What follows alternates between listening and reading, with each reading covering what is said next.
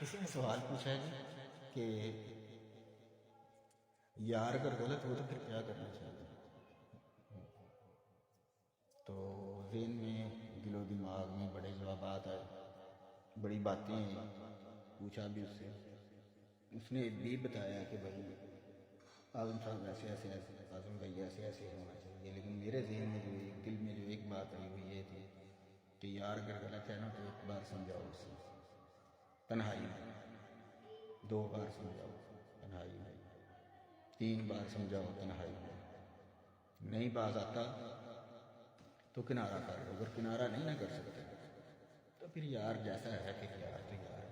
پھر اس کے سامنے کھڑا ہونا پڑے گا, پھر اس کی پیٹھ پیچھے کھڑا ہونا پڑے گا, اس کے آگے کھڑا ہونا پڑے گا. پھر تو وہ چاہے غلط ہے چاہے درست ہے, پھر یار ہے. Likey